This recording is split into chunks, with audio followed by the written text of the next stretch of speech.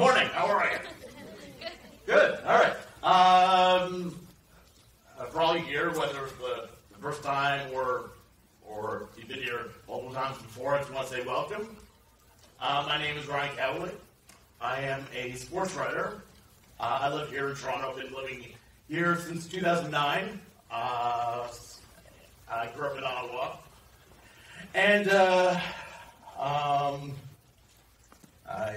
I want to tell you my stories about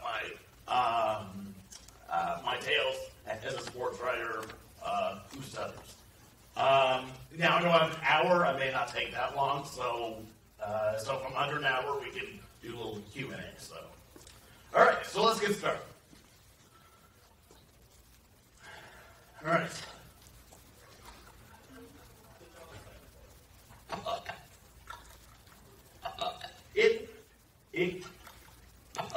It took me a long time to get here. For years, I treated it as a liability. I can't go into the store and ask questions. What if I screw up? I can't ask them out for coffee. What if they laugh? I can't approach those people. What if they box me out? I can't go into that interview. What if they notice and hold it against me? I let my stutter hold me down personally and professionally. In high school, I approached a girl I had a crush on, and when I tried to say my name, I was stuck on the R. It only got worse as her friends and classmates slowly began to gather. She slowly backed away and left. In college, I was given an on-the-spot phone interview. They started right away. I couldn't get out that I prefer at least a Skype interview. They just continued to proceed, and ultimately, unfortunately, I did not get the job. Just a few years ago, I walked into an employment agency meeting where, despite explaining my speech impediment right off the bat, the agents, looking amused, wondered if I was okay. They then proceeded to ask me questions, and then more questions while I was still trying to answer the first question. This was an agency, mind you, specifically catered to people with disabilities. Surely I thought they would empathize with me. To my dismay, though, that was not the case. These instances, like so many others, didn't just ruin my day. They ruined my weeks, sometimes even my months. I let myself believe that I wasn't good enough, simply because I stuttered. It made me feel, I'm sorry to admit, worthless. I let my stutter control me. I used it to feel sorry for myself, and worst of all, I used it to justify myself from stopping myself from accomplishing anything because I was too closed-minded, ignorant, and even lazy. Even though I learned to adapt in many ways, I was my own worst enemy. Even with my lifelong hobby and passion for writing, I forced myself to be limited.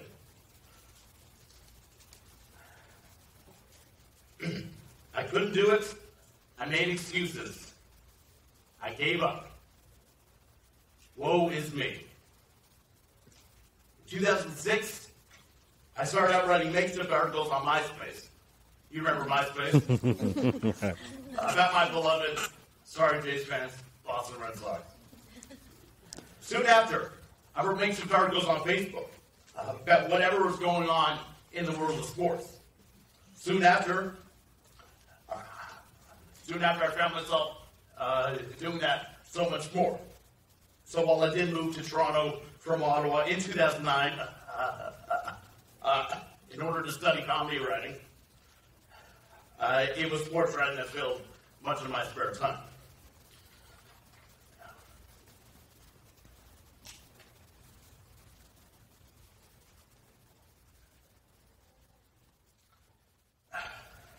Every Sunday morning, I watch the ESPN reporters on TSN. The sports panel show about the past week's events in sports. In the show's final segment, parting shots, each of the four panelists would eloquently share their feelings on a particular story, articulating so beautiful that it'll give me goosebumps and lead me to say, that is how I want to tell a story. Each of these Sunday mornings, I would tune in to see what these reporters had to say, some of my sports writing mentors.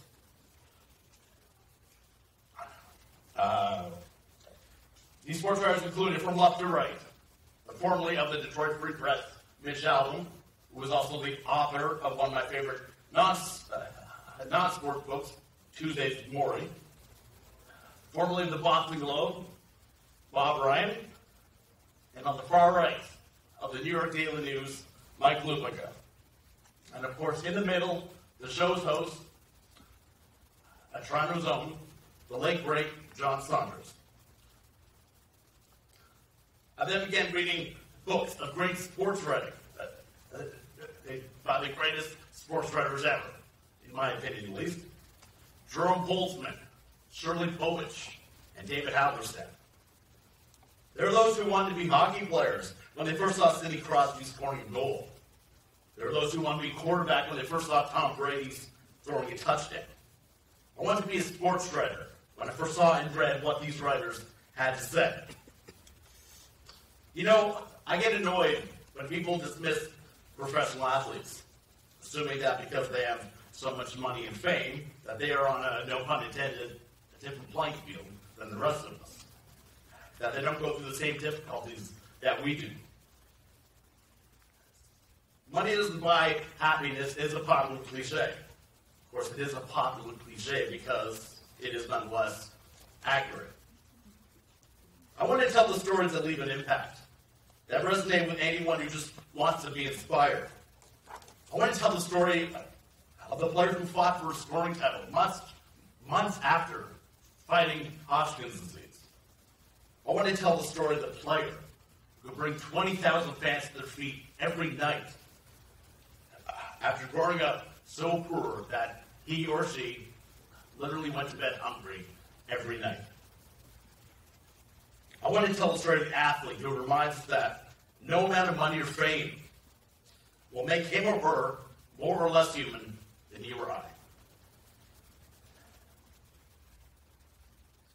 In the summer of 2011, NHLers Rick Rippon and Wade Belak each tragically took their own lives.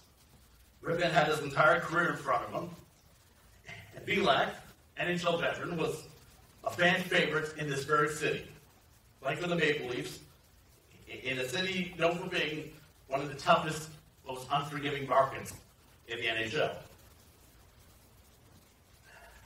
On the surface, it appeared that these two had it made, but they didn't. In spite of their money and fame, Rick Rippon and Wade Belak were still human. For someone who has battled depression for much of his adult life, and for someone who has pondered suicide many times, these deaths affected me, even if I didn't know either man personally. Years ago, I began writing about my favorite hockey team, the NHL's Los Angeles Kings, from my own website, makewayforthekings.net. By year's end, I was cranking out articles nearly every day, for my opinions and my previews and recaps of each game. I had garnered quite a following. I've written about my team during their struggles, but also during the greatest years. Witnessing them win the Stanley Cup in 2012 and again in 2014.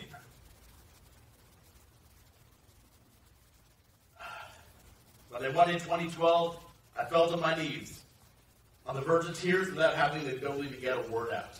And for once, it was not because of my speech then. In 2014, they went in overtime on home ice on Friday the 13th, mind you. And in the process, my exuberant cheering woke up my poor parents, who were in town for my housewarming party earlier that evening. So, Mom, Dad, if you're watching this, I'm sorry. Up to this point, though, I had still not garnered enough courage to approach a potential interview subject without writing questions down on my phone and having them read it. While I did enjoy writing pieces, I wanted to do more. I wanted to conduct interviews to get better stories. Frankly, I was fed up with my forced limitations. I started with email interviews, but I found those who agreed, no fault of their own, only wrote a sentence or two in response. I then tried phone interviews, but only with an app which reads whatever I write. Unfortunately, only the generic robotic sounding voices existed. So, to say that these interviews sounded impersonal was quite the understatement. I was frustrated, but then, one night, I watched King's Speech for the umpteenth time, and it came to me.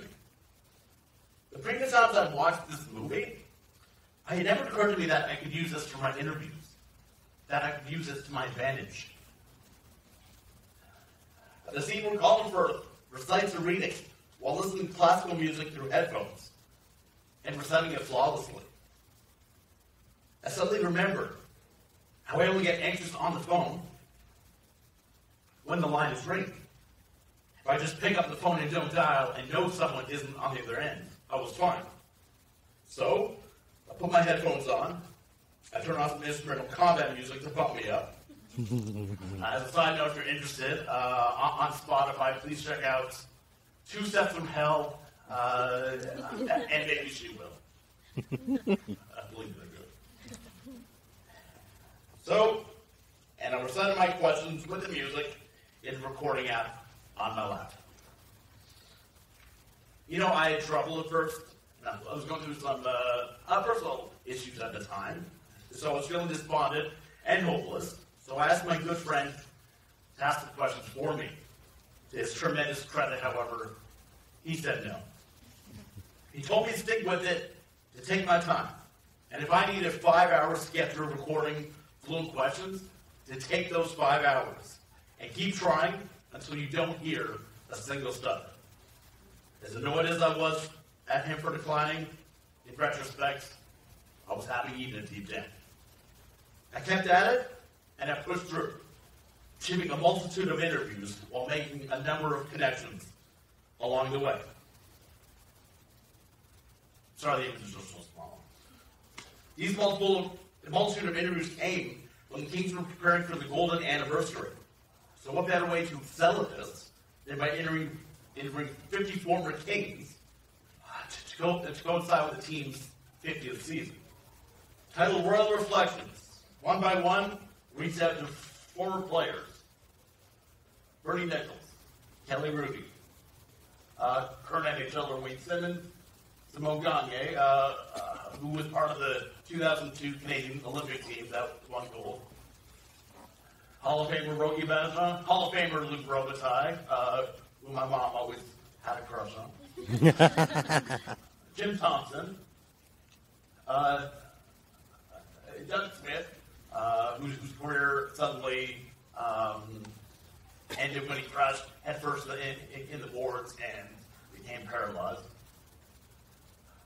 Kevin Westgard, Jared Allen, whose story is inspirational. And, So I reached out to former players for my Royal Reflection series. Through websites, through teams' alumni associations, and even through social media.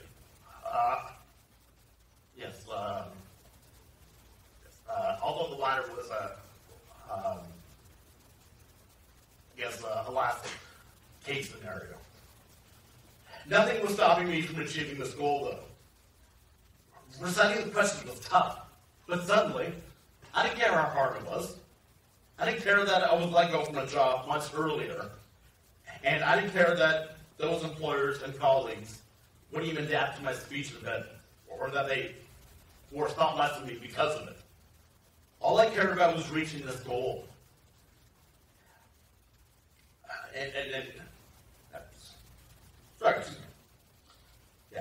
All I cared about was reaching this goal and how incredible, how accomplished I would feel, especially during a time when my confidence was at such a low point. The feelings of not being good enough, the feelings of feeling worthless, went away little by little with each passing question, with each interview. I was honored that so many shared their incredible stories with me. Stories that included a player fighting alcoholism and drug abuse to become a contributing member of society. Another player coming back from paralysis, from near suicide, to not only walk again, but to skate again. A player about finding a new hockey identity in Belfast, Northern Ireland, a city and a country which has spent a long time finding its own identity. And another player rediscovering a passion for hockey that was lost when his two mentors perished were one of the planes that hit the World Trade Center on September 11, 2001. These former Kings who shared their stories with me. These players I watched and cheered on for years. It was almost surreal speaking with them. But I loved every minute of it, and I still do. Now, before I continue, I want to make a very special shout out to my old friend Chris Thomas, who helped create these images for me. So Chris, wherever you are, thank you. See, while my sports writing career ignited my interest in tennis and football, it led me to cover 4 Rogers Cups and the 2016 Grey Cup, all here in Toronto. Hockey was, and still is, my first love. In fact, writing about hockey has led me to cover some important events, such as the Stanley Cup Final, the NHL Draft, and the Stadium Series, which pitted the Kings against their state rivals, the San Jose Sharks, in an outdoor game at Levi Stadium in Santa Clara, California, home of one of the NFL's most winningest franchises, the San Francisco 49ers. I also had the privilege of covering the AHL All-Star Classic and the Hockey Hall of Fame induction weekend, which will be, as of next month, my 5th time covering the prestigious event. I soon began reaching out to major junior teams across Canada and the United States, interviewing coaches about prospects of the Los Angeles Kings who had played for their teams.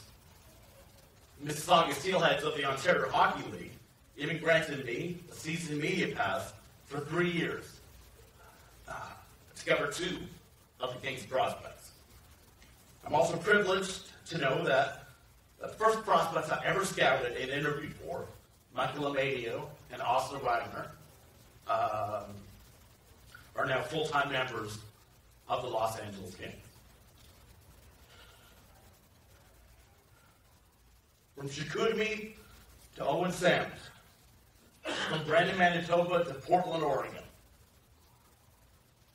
from Stockholm to Beijing, and from Helsinki to Seoul.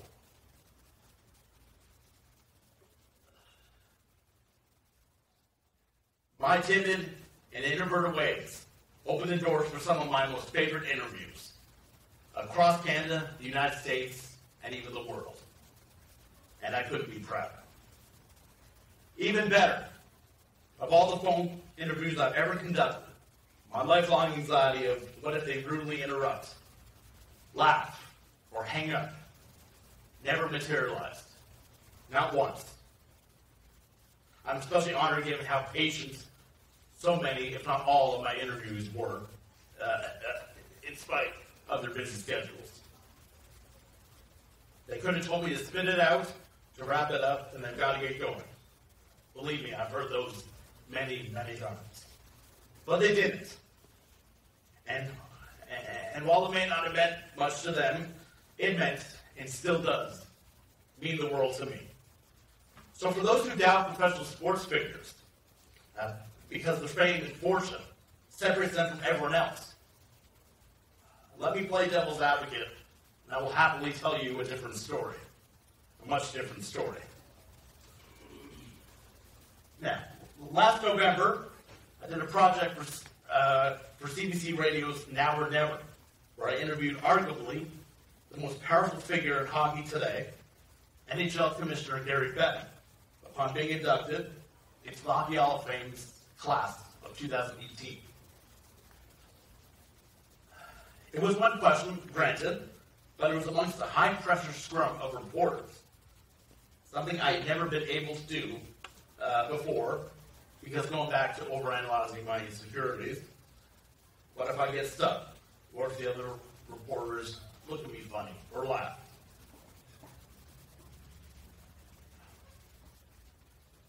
But this time, I didn't care. I dismissed those thoughts and asked Mr. Bettman exactly what I wanted to ask him. I had asked Mr. Bettman about the increasing popularity in California in the 25 years plus he had been commissioner, from championship wins to outdoor games, to more California-born players being drafted and playing in the NHL. Two of those happened to play for the hometown Maple Leafs, Tyler Moore and Austin Matthews. But even though this is my fourth time covering the event, I was both nervous and excited as if it were my first go-around. And I absolutely loved it. As for my headphones method, I use this method when speaking in meetings, whether group or one-on-one, and I even use it when I first started seeing my therapist. I'm happy to say, though, with a better perspective and a high level of confidence, I no longer need my headphones in these meetings. The phone, however, admittedly, I do still need help. But overall, I am very proud of how far I've come, especially in the last few years. Now, having said this, I wanted to take some time to emphasize something important. To everyone here, but especially kids, teens, and your parents, this is not, I repeat, this is not a substitute for speech therapy. I had speech therapy as a child, and then as a teenager, and I took it for granted. And I'm very sorry that I did that. I really am. Above all else, though, do not take speech therapy for granted. Make the most of what you learn and use to help you in everyday situations, like speaking on the phone, asking a sales clerk where something is located, heck, going into a bar and introducing yourself to a love interest. Now, for those under the age of 19, don't do that. Or, so even if you just use the phone to cancel a subscription or order pizza, do that. It'll help, believe me. As I said, I took speech therapy for granted as a child, and I've always regretted it. I've certainly learned to adapt, and I am in a very good place right now. But it took patience, determination, and a lot of hard work, and a long time to get where I am. So please, keep at it. Yes, it is hard. Yes, it is a lot of work. But yes, it is worthwhile. Don't ever forget that. As well as I've adapted to my interviewing methods, I cannot tell you how much better I would feel if I could just pick up the phone and interact with very little to any preparation. Now, going back to better perspective, when I was younger, I had the inability, for lack of a better term, to see the forest for the trees. I wasn't the most optimistic person when I went through my own struggles. But as you get older, as you see things differently, you really start to appreciate those people in your life that you're thankful for. So right now, I'm going to ask you to take maybe 10, 15 seconds to think about someone in your life you were thankful for, regardless if they're still here, they're no longer with us. So please just take 10, 15 seconds.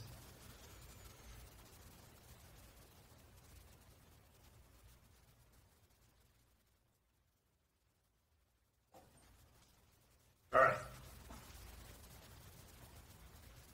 The reason I bring this up is because even though I started doing this sports writing for myself, there's so many out there who have either supported me, who got me into sports, and I chose sports writing because no one wants to see me try to be an athlete, believe me. But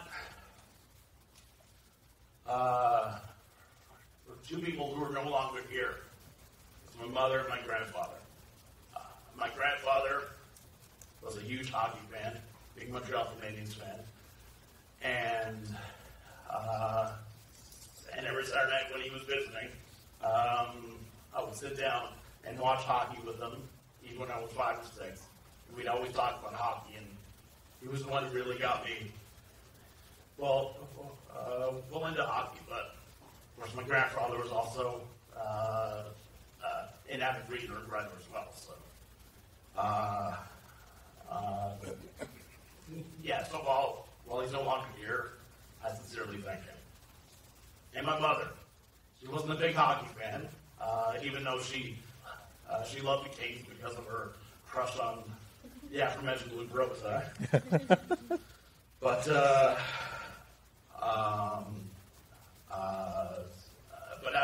after she passed away, me and my family went through a big trunk of her things, and we saw all these writings, journals, stories, graphics, whatever. And it made me think, wow, that's where I got my passion for writing from.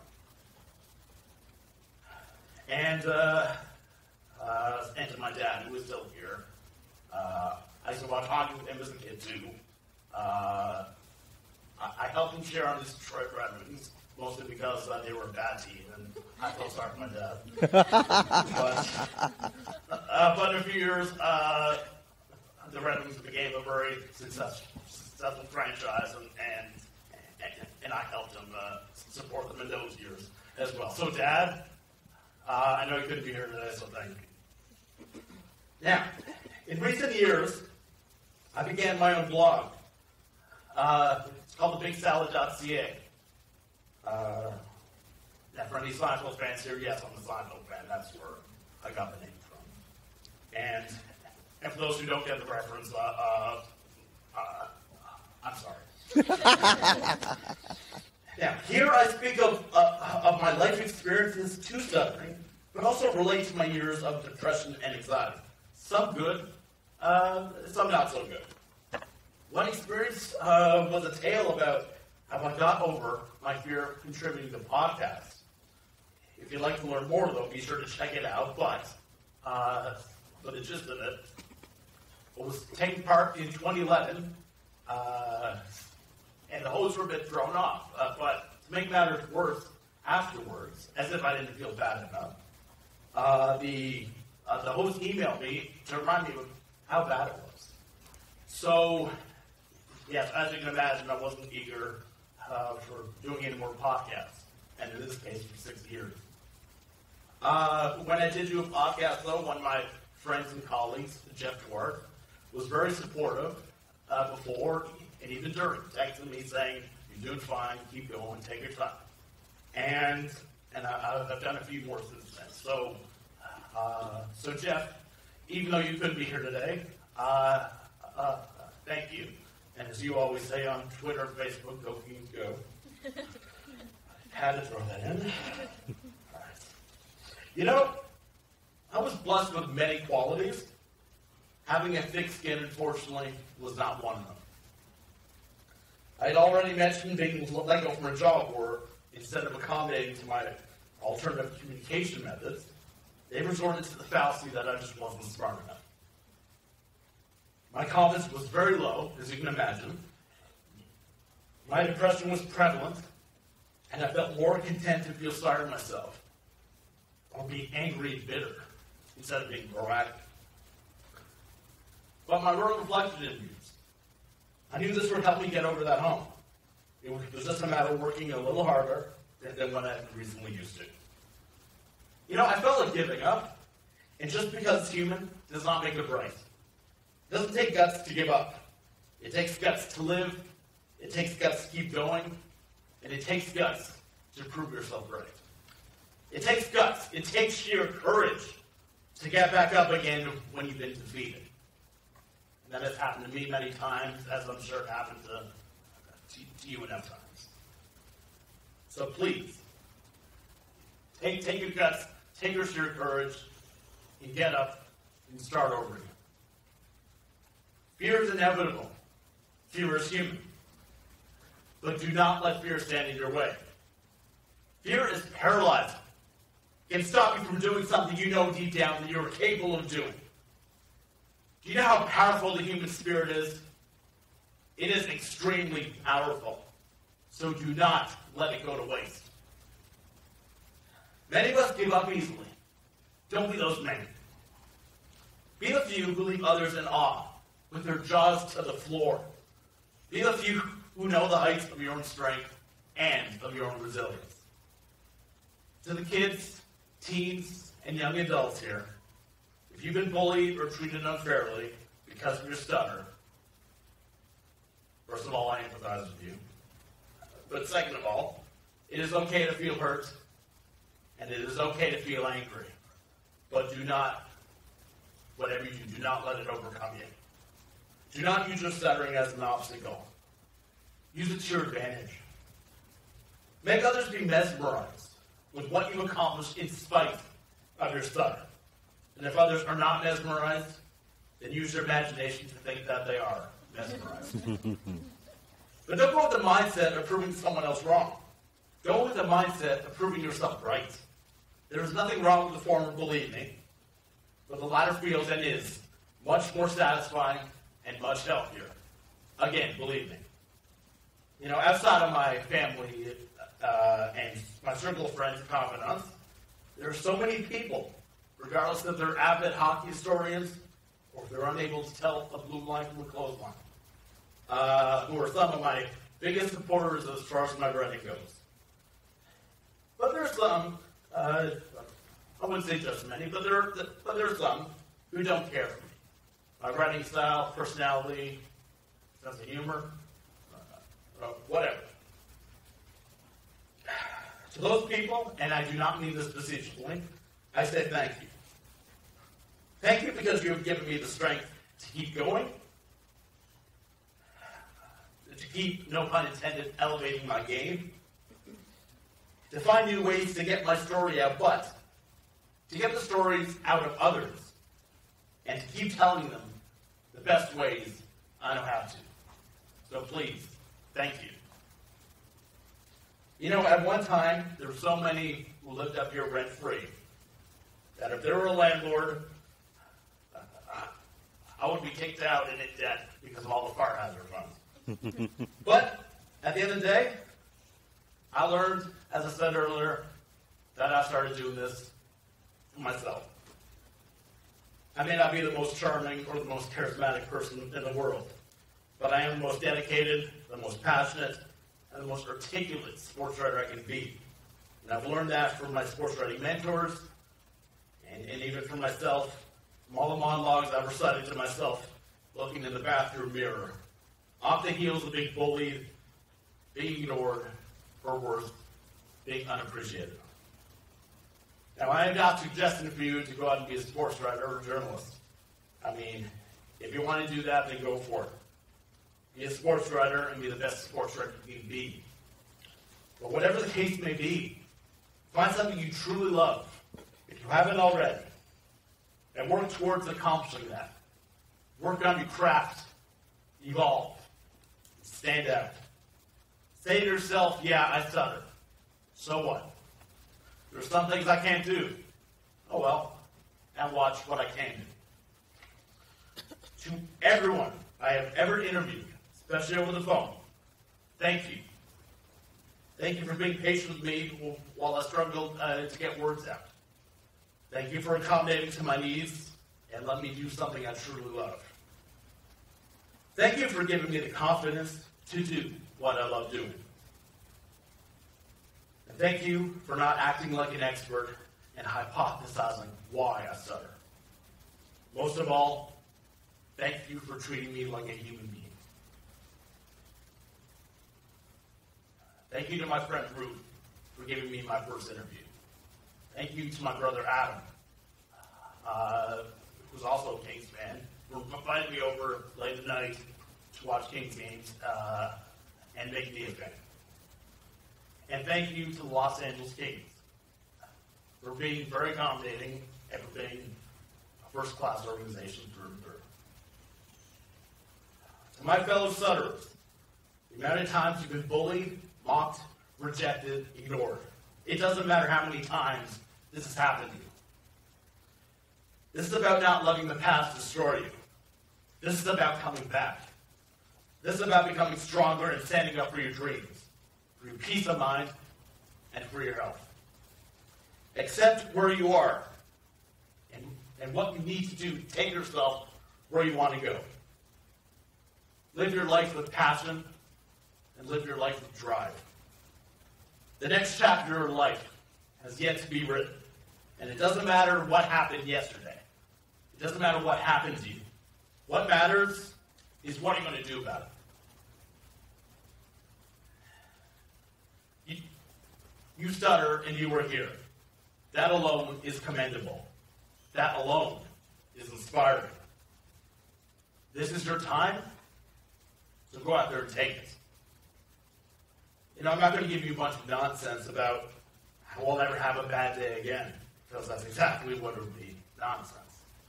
I will tell you, though, that if I leave this world tomorrow, I will do so in a much better mindset than I had, even just a few years ago. I don't have all the answers. I have failed as much as I've succeeded. But I love my life. I love my family, friends. I love my job. I love my boss. Oh.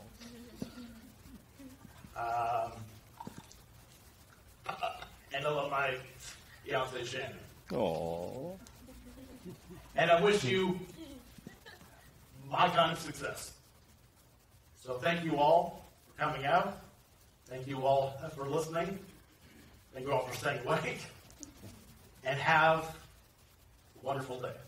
Thank you.